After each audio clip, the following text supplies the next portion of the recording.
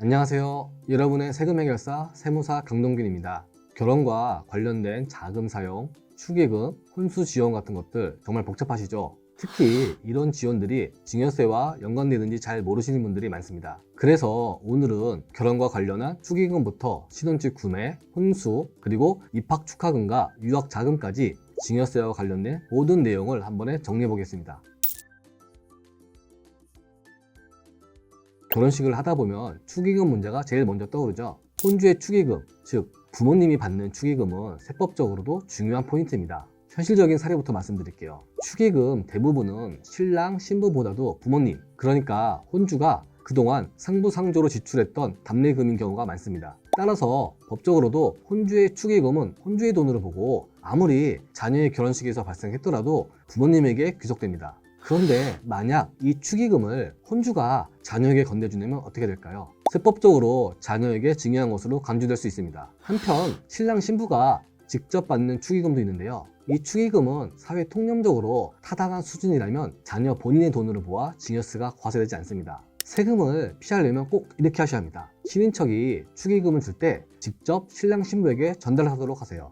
혼주를 거치지 않았으므로 증여를 보지 않습니다. 방명록이나 입금 내역을 잘 정리해두면 세무조사를 대비하기도 안전합니다. 그리고 혼인 증여재산공제 활용하기. 2024년부터 혼인과 관련된 세법에 큰 변화가 생기는데요. 혼인 신고일 전, 후 2년 이내에 직계 존속으로부터 증여를 받으면 1억 원까지 공제가 가능합니다. 여기에 기존에 적용되는 5천만 원의 기본 증여재산공제까지 활용하면 최대 1억 5천만 원까지는 증여세가 과세되지 않습니다. 혼인 증여는 혼인 신고일 전, 후 2년이라는 기한이 중요합니다. 반드시 이 기간 안에 증여를 실행해야 세금을 줄일 수 있습니다. 그리고 결혼 시에는 축의금 말고 신혼집에 대해서도 증여세가 발생할 수 있습니다. 부모님이 신혼집 구매나 전세자금을 지원해 주셨다면 이 역시 자금 출처 조사로 문제가 될 수 있습니다. 자녀가 자신의 소득보다 훨씬 큰 금액의 주택을 구매하거나 부모님이 전세보증금을 대신 내줬을 경우 국세청은 이를 증여로 보고 증여세를 부과할 가능성이 높습니다. 부모님이 전세자금을 대신 해결해 줄 경우엔 반드시 차용증 작성을 통해 금전대여로 처리하세요. 이와 관련된 내용은 제가 이전 영상에 올렸던 특수관계자 간 금전대여 영상을 참고하시면 됩니다.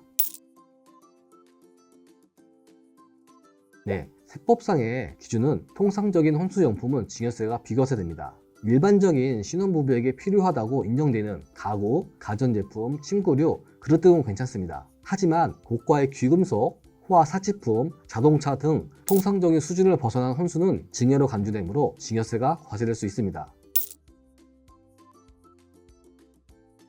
통상적인 수준이면 비과세입니다. 할아버지가 손주의 생일이나 입학을 축하하면서 적당한 축하금을 준다면 증여세 과세되지 않습니다. 하지만 중요한 포인트는 통상적인 수준입니다. 세법에서는 딱 정해진 구체적인 금액이 없지만 실무적으로는 대학교 한 학기 등록금 수준의 금액을 적정선으로 봅니다. 입학 축하금에서 질문이 더 나아가 조부모가 손자녀의 유학 비용을 지원한다면 증여세가 과세될까요? 이는 부모님의 경제적 능력에 따라 다릅니다. 만약 부모가 경제적 능력이 없어서 자녀를 부양하지 못한다면 조부모가 손자녀의 유학 경비를 지원해도 부양 의무에 해당하므로 증여가 아닙니다. 반면에 부모가 경제적으로 여유가 있음에도 조부모가 유학 경비를 지원했다면 이는 조부모가 손주에게 증여한 것을 보아 증여세가 과세될 수 있습니다. 그리고 학비와 생활비는 부양음으로 인정되지만 손주가 해외에서 사치하거나 해외 부동산을 구매하는 경우는 모두 증여로 간주됩니다.